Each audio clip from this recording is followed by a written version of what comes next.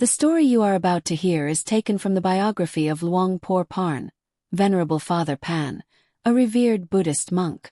This book was written in 1971 by Luangpor Pan, who was a direct disciple of Luang Por Pan. The narrative chronicles the life of Luang Por Pan through the eyes of Luangpor Pan, covering the period when they first met. His time studying Dhamma, Buddhist teachings, with Luang Por Pan, up until his teacher's passing. In the opening section of the book, Luangpor Pan shares a brief part of his own history, including his experience of death, a seemingly extraordinary claim. It may sound unusual, but it is important to remember that one of the core monastic rules, Patimaka, for Buddhist monks strictly prohibits lying or fabricating spiritual attainments. Nevertheless, if you are not interested in stories of this nature, you do not have to listen. If you listen and choose not to believe, please feel free to dismiss it, or simply enjoy it as a fascinating tale.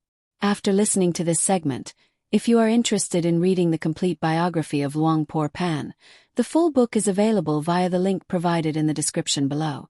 If there are any errors or inaccuracies in the content presented in this audio, I, as the publisher, take sole responsibility for them.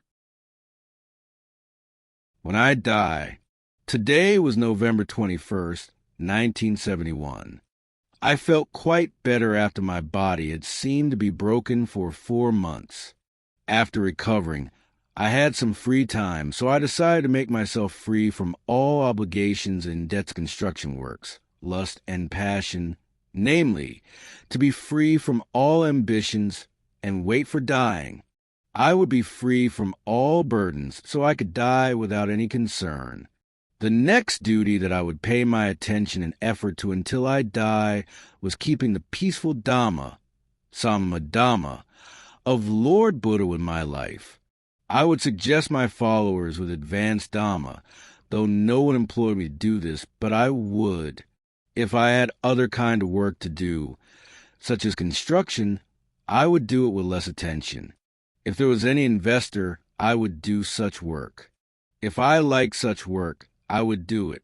If not, I would deny it because I had done this hobby enough or too much. I had to do other work with higher value than such work that was social work. For materials, I had already gained many materials with value over 1 million. For moral works, I had done it by myself, and I thought that it had been supported for over a period. For emotional maintenance, I had done it for over 30 years. I considered that all types of work possible performed by a low-class monk like me looked too much. When I realized that they were enough, I would pay no attention, and any work that was beyond the scope of peaceful Dhamma, Dhamma, should be removed. Therefore, bad people would stop socialization. When we have to die, we should not regret any human and animal, as well as all non-living things. If we misunderstood that everything was ours was considered as intellect of anyone who thought that she would not be dead. On the other hand, for anyone who recognized that she had to die, there would be nothing left to care, and she could die peacefully without any concern. Autobiography. This book is not a kind of textbook, so my writing style would not be academic writing. But it would be a book for communicating with kids, because academic writing cannot communicate with kids. Therefore, you should not consider this book as a kind of textbook after reading, because it is another view of life after death. Death of each person may lead such a person to experience different things from others, because such things are based on their actions and merit.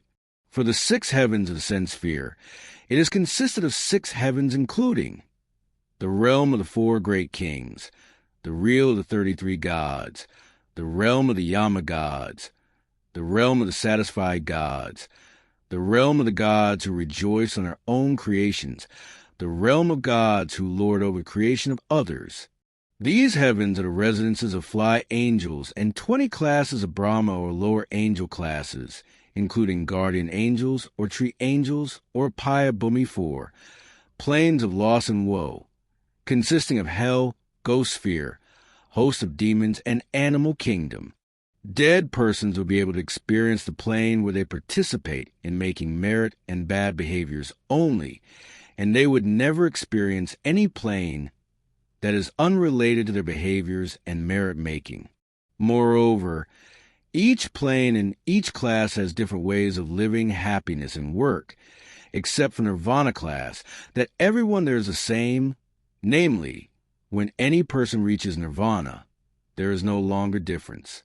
After reading this book, you should not raise this topic to argue with any person who does not agree with this book, because I had no intention to make this book as a text, but I just want to tell you about my death story and experience of one human only. If you attach this book as a text, you may create a new religious system to compete with Buddhism, with knowledge of Lord Buddha in all worlds. He had true knowledge that could be taught directly to all people completely. Therefore, you should rely on Lord Buddha's teaching, not my words, because I am only a bad monk who has never been as good as Lord Buddha. If you follow my words seriously, you may become one of Duatat's friends. This written story was a kind of my hobby, and it related to my own story before my death. I thought it would be better to write my own story than letting other authors write my story when I have already died, because they may not dare to write about my bad part. If they do so, some people may blame them for writing bad things about a dead person. On the other hand, if they ignore writing about bad things, bad persons will be misunderstood as good persons. Accordingly, I preferred writing my story by myself. Therefore, I could show my bad side and good side completely without caring about anybody else's feelings. Moreover, I could give more details than other authors because I could remember my story better than other authors. Even the owner of the story could not remember every detail. It is her own story. How other authors could give more details than the owner of such life or story? I could be sad that most authors who wrote biography or life story of other people are mostly liars, because they mostly write about good things of such persons. So it could be lied by 80% of the story. I started writing on this day while I had no idea how I could finish this writing. I did not care much when this writing would be finished. If I had enough effort to finish it, it may be finished before I die. If not, it could never be finished. My first death. When mentioning death, I could say that I had died several times, and they were not only trials or my demands to be dead. They occurred naturally, and I could resurrect every time. Every death that happened to me was caused by a poor gastrointestinal tract. Well, let's talk about death. When reviewing most of my writing works, I have always written about death because everyone has to die, although she used to be an angel who has to be born as a human, and whatever she eats, whether it's superb food or simple one, they could not run away from death. If they are truly good, no one will be born as angel or Brahma, but they should already reach nirvana. Since they were still born to be old, sick, and dead, why do they lie that they are good through their stories? No matter how big we lie or how much benefit we earn, those actions could not be better. On the other hand, if we always make good merit, such merit could not turn out to be bad. Therefore, we should stop lying. However, if someone still wants to lie, I cannot stop them, so they had to deserve what they did. My first death. My first death occurred when I was a kid around the age around 12 years, but I used to tell everyone that it happened to me when I was 17 years old. This is a kind of story of someone who is unable to remember his own story. Until I started writing this autobiography, my mother reminded me that my first death did not happen when I was 17 years old, but when I was 12 years old. Such death was caused by cholera, and the term of this disease can be translated directly as a kind of disease with toxicity that is as severe as snake venom. One day before my death, I was in Sali Subdistrict, Bang PLA Ma District, Subhan Buri Province. In the afternoon before I died, there was a liquor lover who searched for some apple snail to cook raw apple snail salad in liquor lover style. It was such a delicious meal that I had joined. There was no sign of diarrhea, but cholera was killing many villages at that time. Since medical personnel were not enough to deal with the severity and rapid spreading of cholera at that time, this disease could overcome the city, making many people die continuously. Consequently, this city almost became a deserted city, with less people going out at daytime and nighttime. Normally, lovers always went out together in the evening after finishing working, but it changed in the outbreak of cholera. Nighttime became so quiet, with only the sound of dogs howling to dawn. My neighbors were so afraid of death, so they searched for some Buddha images, charging a higher price for renting. They came to pay respect to Buddha images higher and higher, but it was not because of their faith towards Buddha and Dhamma, but their fear towards death. As I could hear them praying, because some of them prayed out loud, I heard them say, "Oh, Lord Buddha, please remove this disease from this city." Then he said the names of each family member out loud in order to ask Buddha to protect these people from cholera. They did not pray to pay respect to merit, but they prayed to protect themselves and families from severe disease, or use Buddha to remove such disease, not paying respect with their faith. Any person who pays attention to anyone's merit when she is suffering and forgets such a person when she is happy can be considered a bad guy with no gratitude. On the other hand, a good person normally has the four sublime states of mind.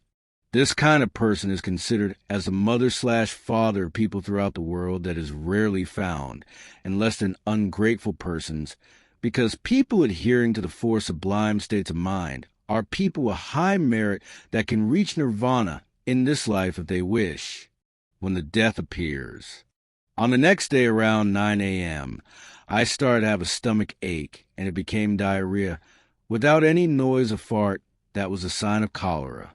After finishing the first bowel movement, I asked my mother to give me some medicine and called my uncle, who was a famous doctor with knowledge on conventional and traditional medicine, to come to my house. Before my uncle arrived, I had already had bowel movement 3 times. Around 8:50 a.m., I was exhausted with less energy. My stomach was very painful with heat, causing me to be unable to tighten my wearing brocade or wear any belt. When my uncle arrived, he injected me with 1 syringe, and I felt more comfortable. After taking some pills of medicine, my mother brought my most favorite Buddha's image to me. She placed Buddha's image on my right-hand side, so I could see it clearly before lighting some Indian joss sticks with good and fresh odor. After finishing Buddha's image setting, she told me to pray to Buddha and remember the picture of Buddha's image, so I could see the picture of Buddha's image when I closed and opened my eyes. She told me that Buddha would help me to recover sooner with less pain. My mother has normally taught me to practice this anapanasati practice, even when I was in normal condition. She always taught and forced me to pray before going to bed by praying Buddho for 3 times and followed by praying Buddha Saragakami. I go to the Buddha for refuge. Dhammasaragakakami. I go to the Dhamma for refuge. Sagasaragakami. I go to the Saga for refuge, and ended with praying Buddho for 3 times before sleeping. When I was a kid, I was afraid of ghosts, but my mother told me that ghosts are afraid of Buddha, so I had to pray to Buddha to prevent ghosts. Therefore, when I am afraid of ghosts, I always pray to Buddha. In this case, I pray to Buddha for preventing ghosts, not for merit, but I was not sure that I would gain some merit or not. At this time, she still told me to pray to Buddha for healing my diseases and for surviving. If I could recover from this disease, I would not die. When I was told by my mother, I started praying because I wanted to relive from this pain. It was very torture. I looked at my beloved Buddha's image. I truly loved this Buddha's image with its shiny yellow color and beautiful face. The good odor of joss sticks also made me feel comfortable, and when I closed my eyes, I saw the picture of the Buddha in front of my face. After a short period of praying, my stomach ache was relieved, and I started to see the picture of Buddha's image in front of my face, and such Buddha's image started to be more beautiful, with changing color from normal yellow to be brighter, like a shining diamond. I greatly enjoyed the beauty of this Buddha's image until I forgot my pain completely. Around 9 a.m., I opened my eyes and looked at everyone visiting me through my blur vision that was getting unclear. Suddenly, within 2 to 3 minutes, I could not see anything, but I felt comfortable inside my mind. However, I still felt regret because I could not see my beloved Buddha's image, so I closed my eyes and lost my feeling completely. Although my consciousness was normal without any pain, I had some concern about my Buddha's image. Suddenly, I thought about my mother's teaching that if we prayed to Buddha, Buddha could reach us everywhere immediately by using his etheric body. Subsequently, I prayed to call my Buddha's image because I wanted to see him again. I prayed 3 times, then he suddenly appeared. He was not Buddha or monk, but he had an attractive body with proper and beautiful fingers, arms, and legs not like mine. His full lips were slightly red and lovely. He saw me, so he smiled slightly without saying anything. I normally like smiling people, and I also love smiling at people. However, if I have already smiled 3 times, but there's no response, I have never smiled at such a person again. This is not good, but it is a matter of lust or normal emotion of humans, so you should not imitate this behavior, because it was considered a bad deed. You should select only good examples for complying with. Let's continue on with the Buddha's image. I greatly loved him because he was getting more attractive. Subsequently, there were 6 colors shining from his body as if sun halo, but more beautiful and incomparable. His body turned from yellow to shine throughout his body. I stared at him and lost my control. Suddenly, my body was separated into 2 persons. One was lying, and another was standing next to such a lying one. The standing one was my new body that looked better than my former one. My new body skin was clear and bright like glass, wearing gold brocade, and a skirt decorated with crystal. My new body looked like gold, and I was wearing a headdress decorated with glowing crystals on my head. I tried to move myself, and I felt more active and my body was lighter. I looked at my lying body, but it looked ugly and fearful. I no longer loved such a body because it has never breathed again. I turned around to look at my Buddha's image again, but he was gone. I walked around for a while, then I felt comfortable without any pain, but I felt like I no longer want to stay in a house. But I wanted to go to the backyard because of the pleasant and cool atmosphere. Normally, before going out, I always told my mother, so I went to her, but she responded nothing. Instead, I went to tell my uncle that I would like to go out, but no response from my uncle as well. Since there was no response, I decided to go to my backyard without waiting for any permission. At that time, I felt so comfortable. While standing in the backyard, I heard the voice of someone in the house like she was crying. I was surprised why she was crying because such a person normally cried when she lost her relatives or beloved thing. However, no one died, so why were they crying? I surrendered thinking of those reasons and stood in the backyard for less than 10 minutes. Suddenly, I saw a group of people walking from the south in a long line. I wondered where they were going. When they came near me, I saw 4 men supervising those people. They were wearing green brocades, and they were large and tall until the height of other people was only at their waist height. I saw that their bodies were large, so I expanded myself to be large like them. For those 4 men, one of them was in front of the line holding a notebook made of Siamese rough bush, while 2 men were walking along both sides of the line, and the last man at the back as if he was preventing escape.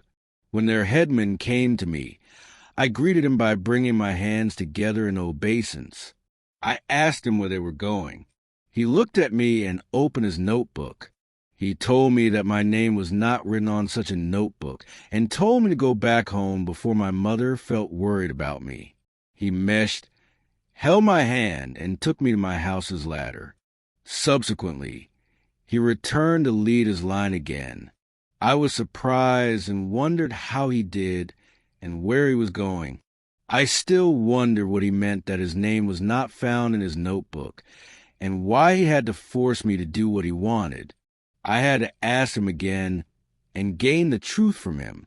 Suddenly, there were some people walking through me, and I could recognize that they had already died for several days, making me wonder why they could walk in front of me like this.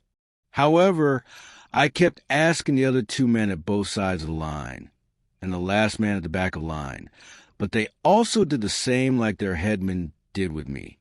I wondered if they were crazy because I asked one question, but they responded with answers in different ways. Well, they could hide the truth from me, but they were unable to hinder me from finding the truth by myself. When they walked away around a half a kilometer, I traced them to the north for a while, then they turned to walk through a bamboo forest with small twisted pathway and low mountains hindering such pathways intermittently. We crossed 10 mountains approximately before reaching a large and tall mountain. I could not estimate its length precisely because it was very long and very high. The headman climbed up to the top of such a mountain and opened his notebook to check people in the line. When I reached the last person, he said correct and complete. Then I appeared in front of them. They were shocked and asked why I followed them. I told them that since they did not answer my question where they were going, so I had to follow them to solve my inquiry. They laughed at my answer until I could see their white teeth that were in contrast with their dark skin. They told me that they had to bring those people to hell. It could not say that they were bad people because they were honored by angels like them to invite and bring them to hell. It sounded so good, so if anyone wanted to experience this exclusive service, you should try, but I surrendered. I asked them what these people did, causing them to go to hell. They replied that these people were sent to hell before and passed all punishment before being sent back to be born again for making merit. But they chose to do bad things without any kindness, so they were brought to hell again for punishment. After replying, he pointed to the north and explained that it was necessary to climb down the mountain before reaching the new land, and hell is not underground as imagined or told by many people. There is another world apart from the human world. When I looked at the way he pointed, I saw a large land with large portions of empty space. If you could not buy any land in the human world, you may buy any land here easily, even if someone does not want to go to hell. They still bring such a person to hell. I looked down from a mountain, and I saw the land with 3 buildings with some people standing on the left-hand side. From my estimation, there were over 1,000 people standing there, and there were also some big people like these 4 men holding spheres in their hands with grim faces. This showed that they were controlling these people. In those 3 buildings, there were 2 moderate-sized buildings, and the largest one was located in the innermost part of the land, and such buildings were accessed by several people continuously. Those people consisted of large people leading the line of each group, and some people who passed in the opposite direction. After exiting the building, they turned left to the east upon the human's direction. For hell, heaven, Brahma, or Nirvana, there is no sign for identifying direction. Accordingly, the directions of these people made me wonder why they came in and came out from such a building. Therefore, I asked the headman why they came in and out of such a building, and where those people with sad and exhausting faces were going. After asking, the headman was proud to present his knowledge suddenly. He said that this city was called the External City. Then he pointed over 1,000 people waiting in the lines. He told me that every person waiting in the line was waiting for the decision-making of Praya Yamarat, and those who came inside such a building were summoned by Priya Yamarat for punishment upon their offenses. The groups of persons walking to the east had already been judged by Priya Yamarat. Nirayable, or a person supervising laws of hell, would bring those people to be punished upon their karma. Subsequently, the headman pointed to the east and told me to look at the direction upon his finger. When I looked at the direction as pointed by him, I saw a wide field with a light racing up to the sky with an unknown boundary. The headman told me that such an area was called hell because it was a place for punishing animals and bad humans. After dying, those people and animals must be punished in such an area. I asked him further how these people and animals were punished. He told me that they were all burned but with different levels of fire upon their karma. Namely, the more people did bad things when they were alive, the higher the level of fire they had to be burned. Besides fire, there was also execution performed with weapons. However, there was no death but pain. They had to be painful repeatedly as punishment for making them afraid of doing bad things again. While he was narrating the story of hell, I asked him permission to climb down to the hell for nearer vision. Those 4 men showed sudden action, as if I was causing them trouble. They mutually cried out to stop me from climbing down, and they also told me that if they allowed me to climb down to hell, they would be punished. I wondered who would be able to punish them, so I asked him further. He told me that if any person prays Buddha or Anapanasati practice before his or her death, and they allow such a person to go to hell, they would be punished severely.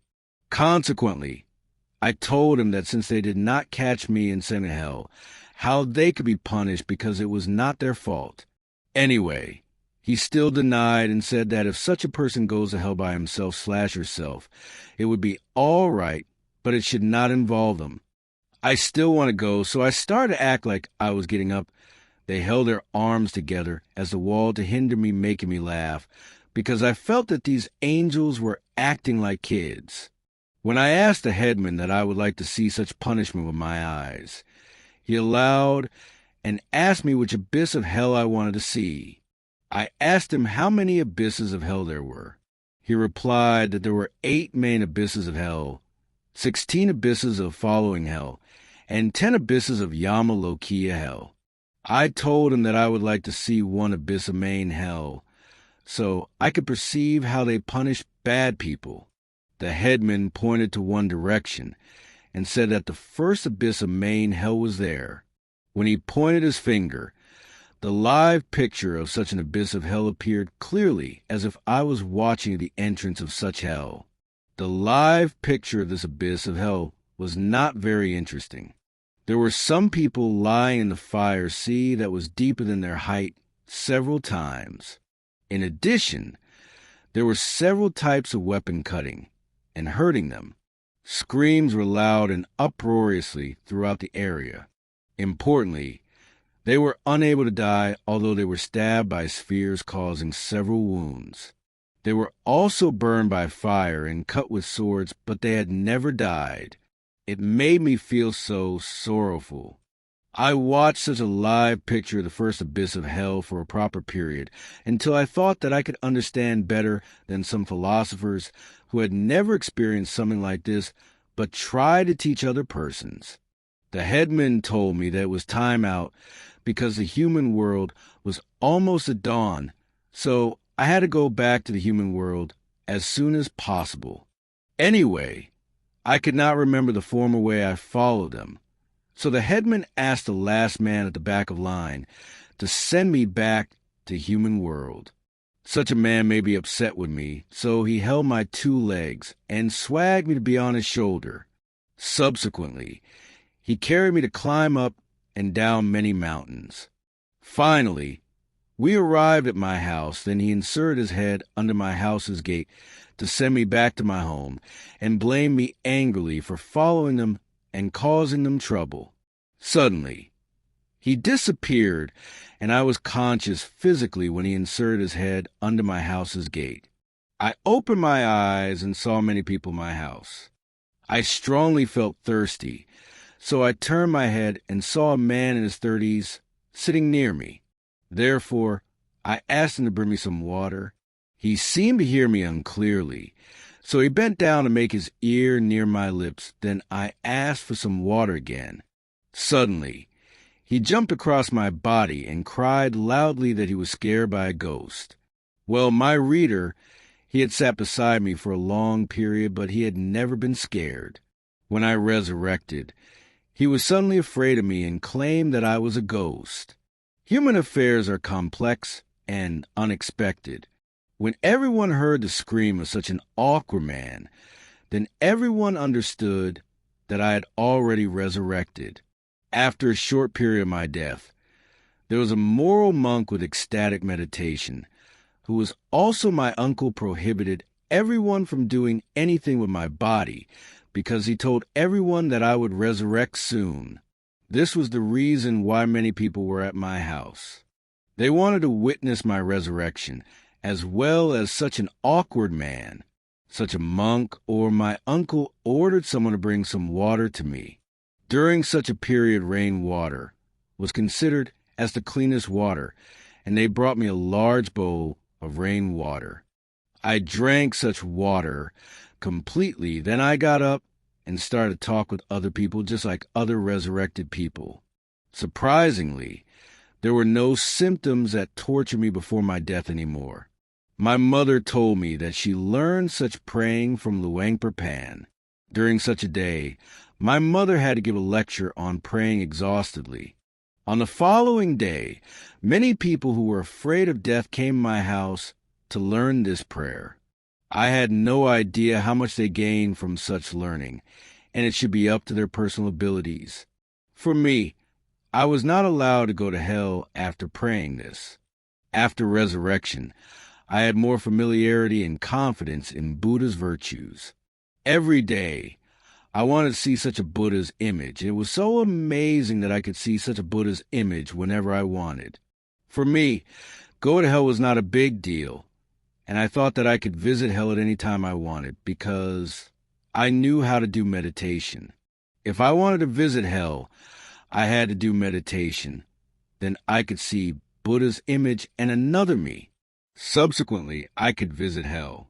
I had always done that normally until I became a monk. When I want to visit hell, I always think of Buddha's image. When I saw him, I always told him that I wanted to visit hell.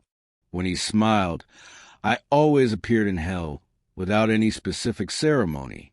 My regular visit to hell made me become a bad guy, because I always asked a monk invited by my mother and grandmother, who always gave a sermon on hell and heaven, whether he had experienced hell and heaven before. He replied that he had never experienced hell and heaven by himself, and he had just read from the textbook for giving such a sermon.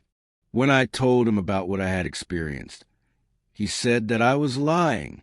Consequently, I hated such monks because I thought that this kind of monk was fooling people about hell and heaven, although they had never experienced it themselves. Accordingly, I did not want to pay respect to any monk, and I thought that providing any food to this kind of monk was worthless. I should better give food to my dog because it helped me to look after my house, while this kind of monk did nothing after giving food and paying respect besides lying. For Buddha, I still paid respect as well as my uncle who was a monk, because he used to experience hell and heaven. If any monk was invited to my house, I always asked whether he had any experience in hell and heaven. If any monk said that he had never experienced hell and heaven, I would not pay respect to him.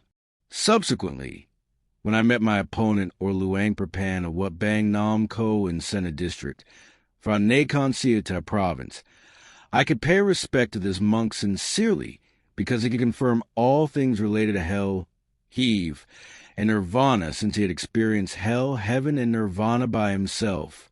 In addition, he could say the right things as I used to see, and I could challenge him in several ways.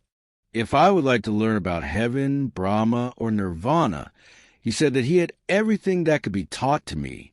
Good monks could do that, but there also were some monks fooling people.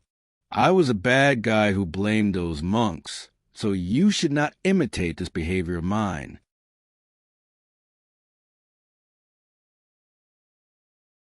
Effect of the first death. This day was November 22nd, 1971. I rarely had free time because there were some people who brought their boat to me for baptizing. Baptizing seemed to be a big deal because there were many people preferring bringing their boats to me for baptizing. Since they asked me to baptize their cars, I did, although I had no idea how baptizing worked. They said that baptizing boats enables them to make money easily. For me, I thought that the owners of such baptized boats were lazy or diligent, but stupid on business connection. I thought that such boats or cars baptized by me had no effect as claimed by them. When they believed that it was good, I did it for them, minimally. It may inspire them to work harder. Formally. Karmic law was hard to see, therefore, there was no one wanted to witness. Bad or good contributions or no effect were caused by karma in the past, whether it was a short-term past, just happened recently, or a long-term past, already happened for a long period. Karma means action, namely, if we could satisfy customers who wanted to buy our products, this action was called good deeds, namely, taking action with intelligence. If you are a dissatisfied customer who bought your products, this action is called bad deeds, referring to taking action with stupidity. Most people often ignored karma because they thought that it was a kind of an old belief that they normally ignored. Merit, wickedness, wealth, or poverty is not created by gods. It is up to ourselves. However, if we do not trust in ourselves, we need some morale from gods. Well, might as well. It may be their mental shelter. However, if their leader led them in a bad way, they would be bad. If their leader led them in a good way, it may affect their life quite a lot because they would have a shelter, although they made any mistake. However, if their leader was intelligent to lead, they would be able to reach a good way as well. For example, boats and cars baptizing. If a person baptizing such boats or cars used the wrong color or powder, such baptizing would be wrong, although such a person had already given suggestions and encouragement on being diligent and careful or attaching to anything they paid respect to. However, if a person baptizing such boats or cars emphasized on paying respect and correcting the ceremony without giving any suggestion, it should not be proper as well. For me, I considered that it was the matter of the owners of such boats or cars. If they were stupid, no matter how many baptizing they did, it was ineffective. If they were intelligent, they could be wealthy. For baptizing, I surrendered. I told you here because I want to tell you all the truth. If you want to baptize any car or boat, I can, but with no attention. The older the monk is, the more work he has to deal with. Anyway, he is unable to make any mistake with his duty. Otherwise, he may go to hell. Hell trip. I had never thought to give up in writing my resurrection, and became a monk when I was in the age of priesthood. However, a master monk warned me that I should not give up on this topic. Otherwise, my book would not be effective.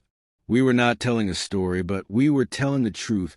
Therefore, we should not be afraid of accusations that we were pretending to be special from others. In fact, if we had any special thing, it was not strange to show such special things because they were true. Such action is not prohibited by Lord Buddha. Those with no special things, but lying to other people were prohibited. Consequently, anyone with special things did not prefer showing those special things. This story was not related to any prophet, but it was about karma. Therefore, he said that we could tell this story fully without being afraid, whether it would be believed by anyone or not. If they did not believe me, I would ask them to do the same as I did in my childhood. I would ask them to try dying. If they died and they experienced different effects, they may adjust such a story, but they had to accept all effects of such adaptation as well. You may try dying without any knowledge of Buddhist discipline, as I did in my innocent childhood. If you could do that, you could experience what I experienced. I have just known more about such moments after becoming a monk. It was a kind of meditative absorption and manomeity. Subsequently, I could die comfortably and easily as long as I wanted. I tried dying to find what was said by Lord Buddha as it exists, but we cannot see. I wanted to discover what I demanded as if it was a cheat of death, but it was beneficial for testing the teaching of Lord Buddha. This kind of karma could be performed by all monks who became monks because they desired to be free from suffering. Such kind of karma was normal, without any fancy thing, except for those who became monks due to tradition or lack of understanding.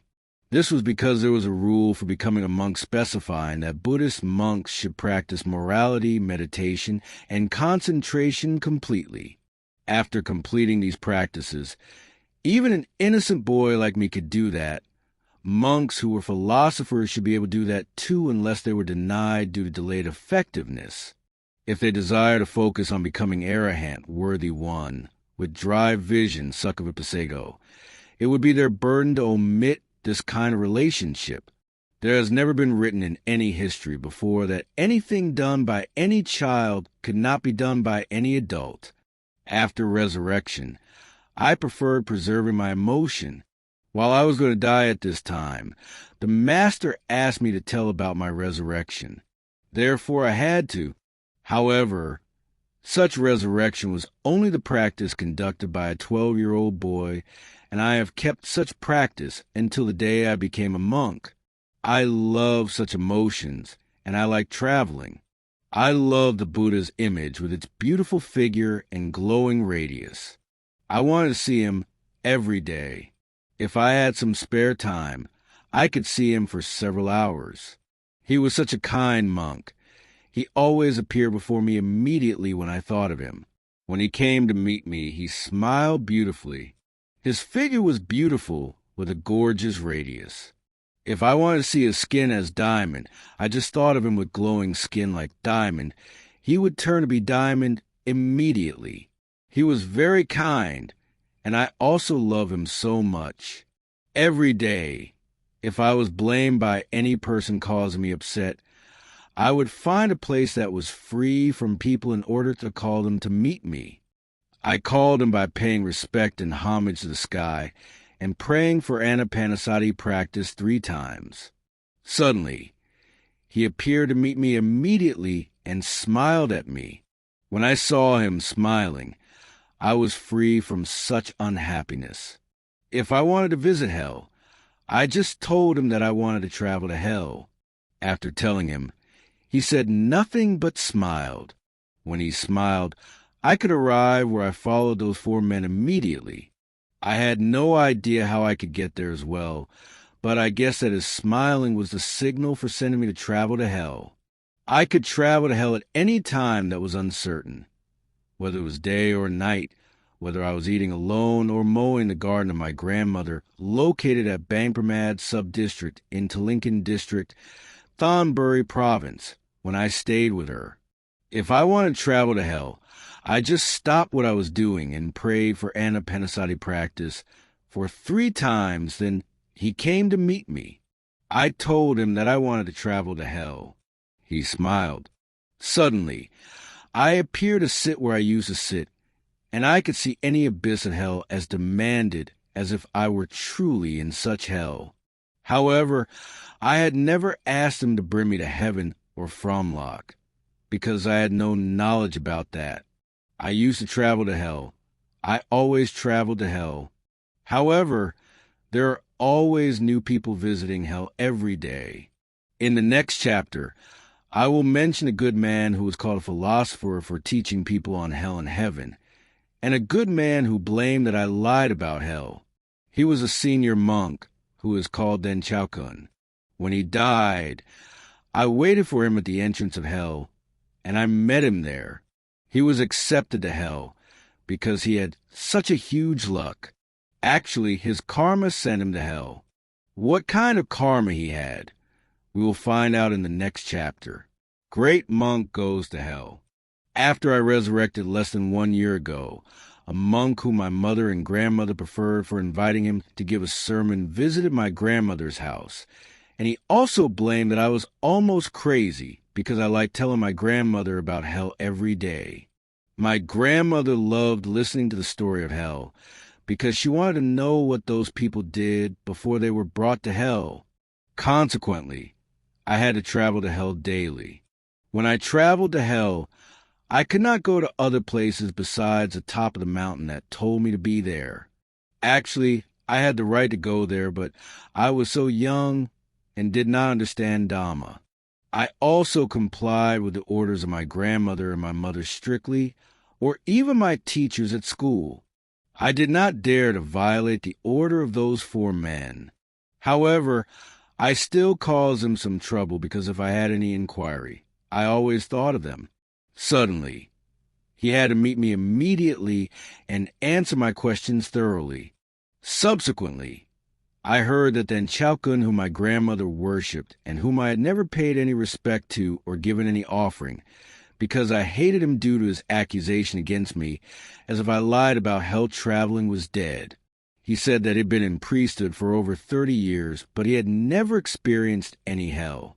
As a result, I hated him because I thought that this kind of monk was fooling villagers for surviving. That was such a stupid thought of a foolish boy who had never studied any Dhamma, causing me to deny paying respect to him. When he came to my grandmother's home, grandmother asked me to give him an offering. I refused and told my grandmother in the presence of such a monk that I did not want to give anything to a monk who had abilities less than a child like me. He was very angry because he was in Chao Kun, residing at a temple located in Bangkok.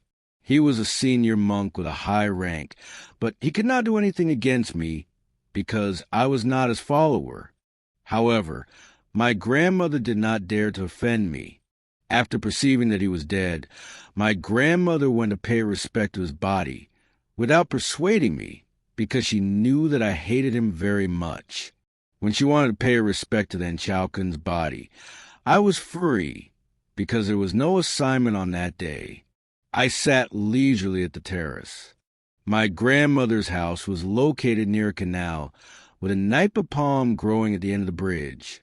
I was sitting behind such a nipa palm, placing a board as a bridge for walking across from the real bridge to such a nipa palm. This nipa palm had been grown by my grandmother for a long period. It was very big with fresh breeze, making me feel comfortable.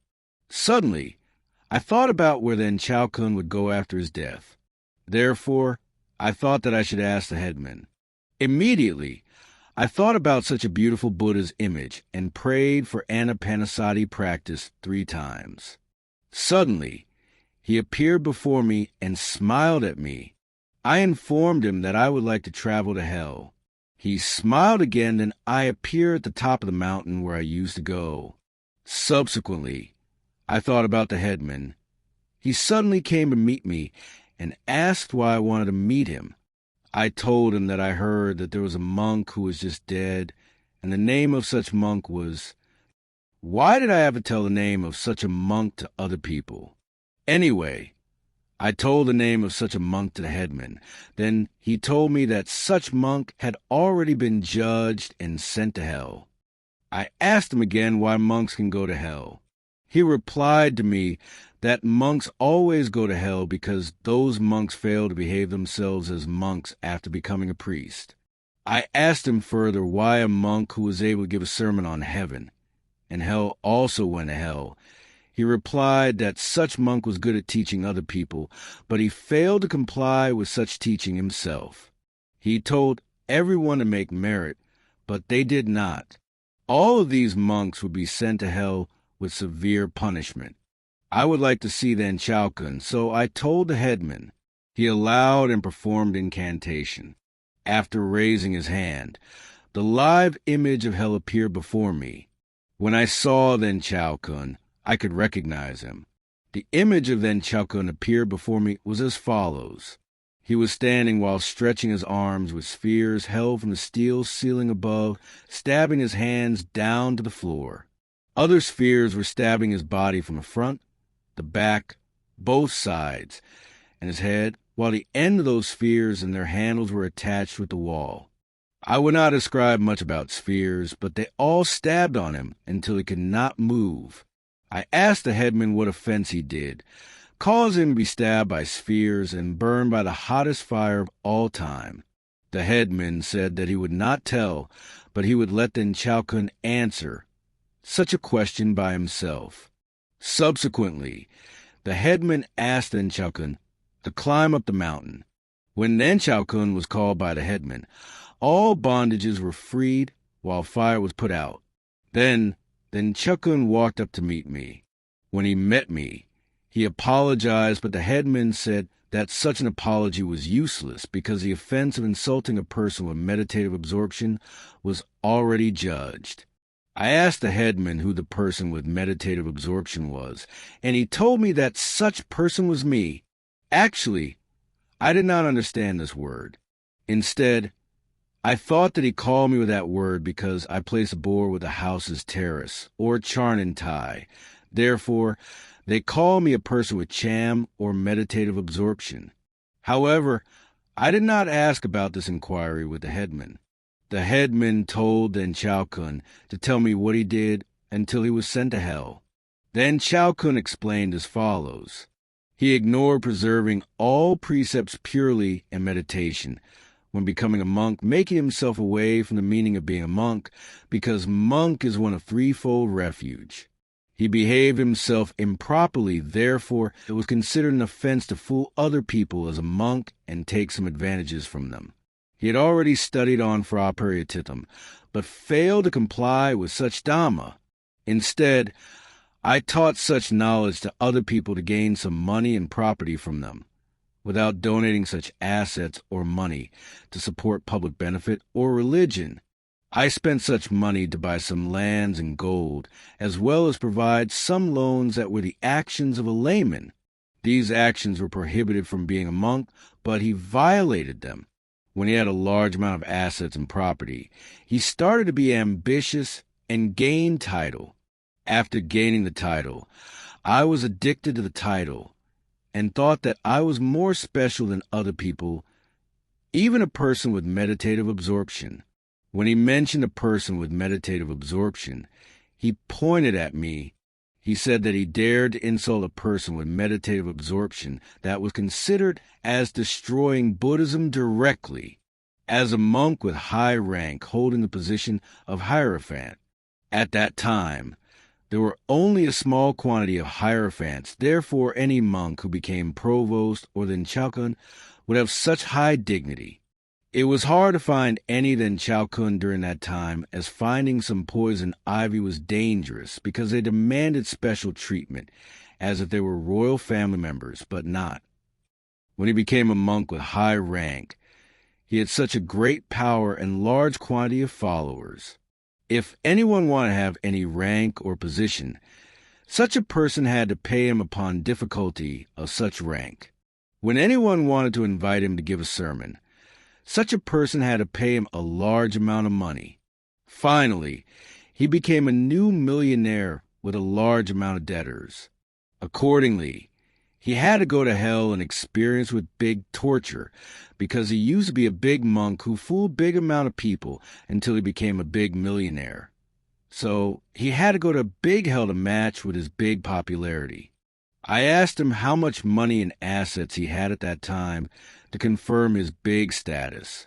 He replied that, according to the survey of the committee, there was some cash in the amount of 73,032.75 baht, pledged gold with the weight of 35 baht, and personal gold with the weight of 50 baht for contracting a marriage with a young woman who was a store owner.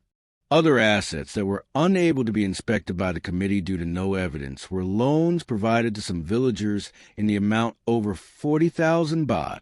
I asked him where these assets were kept, and he said that they were under control of the committee. I also asked him whether my grandmother perceived this fact, because she wanted to pay respect to his body on that day. He replied to me that she acknowledged that because all the assets were written in the paper as declaration. I was delighted because I had already had the evidence to affirm with my grandmother. He said that he had the severe karma because he was a fake monk who had already been ordained but still addicted to luck, title, admiration, and happiness.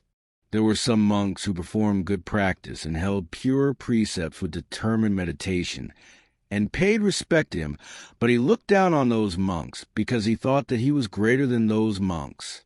This was another karma causing him to go to hell. After knowing what I wanted to know, I was very delighted, so I said goodbye with the headman and went home while then Chikun was sent back to hell. When my grandmother arrived home, I told her about all the assets and property of then Chao Kun. She was so shocked and asked why I knew that. I informed her that when she went to then Chao Kun's funeral in Bangkok, I went to hell. Moreover, since transportation at such a period was not good, it required a large amount of time for traveling with a fixed schedule of public transportation. Therefore, it was impossible for me to travel to his funeral to read the declaration on his assets and property. After hearing that, she was surprised and asked how I knew that. I informed her that when she went to pay respect to then Chao Kun, I also visited hell to investigate this story. I found out that then Chao Kun went to hell, and the headman called him to tell me his behavior when he was alive. Then Chao Kun told me by himself so I could know that. After my speech, my grandmother called Aunt Somjai, who wanted to pay respect to then Chao Kun's body with her, to bring a paper written down with the list of assets and property of then Chao Kun as declared by the committee. Aunt Somjai read such a paper out loud, and what she read met with what I told my grandmother completely. My grandmother suddenly exclaimed that he should not do that. Since he was a senior monk with a high rank, he should not do bad things like that. She also said that I did the right thing because I did not pay respect to him. She blamed herself for being too foolish to admire and respect him. This was another point of view of hell that could be seen by anyone if such a person was ordained for priesthood. On the other hand, if such a person became a monk in order to seek knowledge for working or title or unexpected fortune, or lure for attracting any woman, you would go to hell like this then Chao Kun. If anyone who became a monk complied with the vow given on ordination day that Nippon Nussa Satvikriya Itang Kastlawang Kahedawa Papachita Mung Fanny, that means all people, I would like to receive this yellow robe for enlightenment leading to nirvana. This could mean that anyone who became a monk for nirvana could see heaven and hell easily. If he could not, he could follow the method of this 12-year-old boy as the guideline for trying. After perceiving actual behaviors of then Chao Kun, my grandmother tried to find some monks who should be respected, and a person helping her to screen these monks was me, a boy who used to survive from death.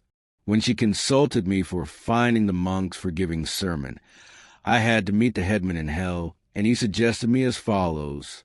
Fra Kru Patak Suan Bampat, Clergy 11, what Shracket, Bangkok. Tan Ajarn Prink, what Makak, Bangkok. Luang Prasad, what Paknam, Faisai Cherwin, Thonburi.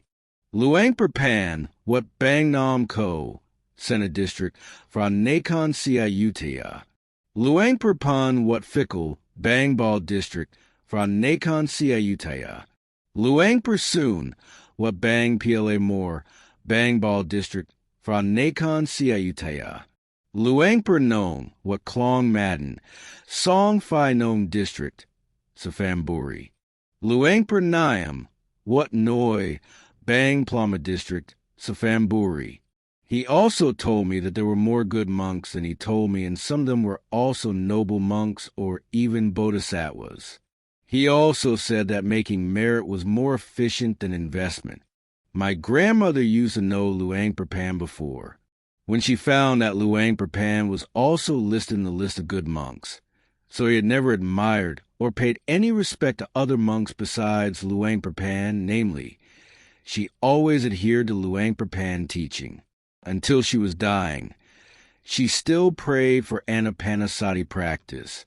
Namely, the last word of her life was Buddho.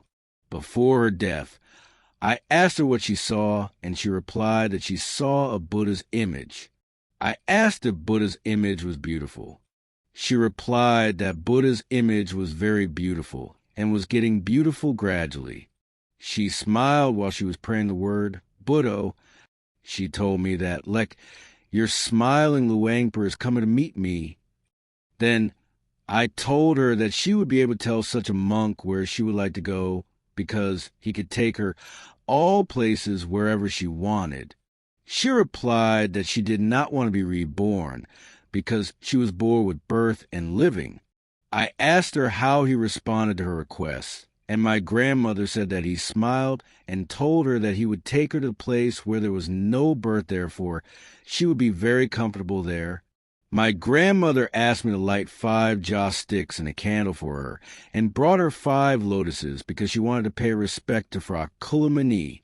She said that she had already seen her new house pointed out by such a monk after she informed him of her request via such worshipping. She said that she had to say goodbye to all people and apologize for bad things she used to do with them. Then she prayed with the word Buddho, Buddho, Buddho until she was dead. When my grandmother was dead, I went to meet the headman in hell to ask him where my grandmother went. The headman told me that my grandmother was brought to Dawdung, or the second heaven, where Indra dwells. I asked him further whether she would be born again. The headman told me that my grandmother had good merit, so she would reach nirvana in heaven. However, I had no idea what nirvana was at that time. My Dhamma practice in childhood. You may wonder how excellent my precepts were, since ecstatic meditation required good precepts. I had to admit that I did not know that my travel to hell was considered as meditative absorption or not. I had just known that I just died and resurrected. Then I just wondered where I should go after my death.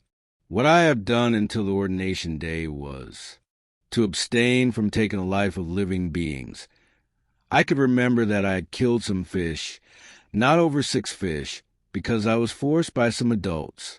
However, I had never allowed anyone to force me to kill any animal anymore until I became a monk, except for any person who bullied me or thief. I thought that I used to shoot around 30 bad guys before becoming a monk, and such action was performed before becoming a monk. To abstain from taking what is not given or stealing. To abstain from sexual misconduct. I did not have any sexual affair with anyone's wife, but I may have some affairs with their daughters. When they gave me love and kindness, I should accept such love and kindness. Is this action considered a sin? At that time, I thought that it was not sin, and I did not force anyone to like me. It was a mutual relationship caused by volunteering. To abstain from telling lies and any harsh speech. I may lie sometimes, but it was a kind of white lie for pleasing my girlfriends. They sometimes did not believe the truth I told them, but preferred listening to my lie. Lying to please my lovers may not be counted as sin. To abstain from intoxicants or harmful substances. I was sure that I was 100% free from drinking or gambling. In my life, I used to test alcohol once with my uncle, who was a police officer. This testing was conducted to prove whether a drunken man arrested by my uncle was lying or not, because he claimed that he acted madly because he was drunk. My uncle and I tried drinking a jug of liquor to prove whether we were conscious or not. The results showed that we were still conscious, therefore, when my uncle arrested any drunken person who hurt any person. Such person would be asked which type of alcohol he drank. After knowing such a type of alcohol, my uncle would drink such alcohol until he was drunk and hit such an arrested drunken person several times. When such a drunken person asked why he was beaten, my uncle replied that the drunken person was unconscious, so he could do anything he wanted. After such punishment against two drunken persons, there were fewer drunken persons hurting others in his supervised area. Therefore, his strategy was effective, enabling villagers to live pleasantly since then. Moreover, while I was a boy and a normal layman, I had some strange emotions, namely, I gained some insight by myself. For example, if any place had any special event, e.g. dead person, I could know the background of such a place thoroughly after one night's stay. I could perceive the story of such a place before or after sleeping, because such a dead person came to meet me and told the story by himself/herself. When I woke up in the morning, I told such a story to the owner of such a place, and they always admitted that what I told them was true. My Dharma practice prior to becoming a monk was just that. I had no idea whether it was considered as meditative absorption or ecstatic meditation, or even how such occurrences happen with me. I used to seek such an answer from reading some textbooks, but I gained no answer. However, there were some monks who told me that it was my former karma. In conclusion, my resurrection was not only this story, but there was further information that could be written over 1,000 pages. However, it may not be useful because I visited hell only, and I always gain more information from asking the headman. I thought that I should give up writing this story and spend my time writing about my priesthood. For my resurrection, I had to end this story here on November 22nd. Accordingly, this chapter is already over.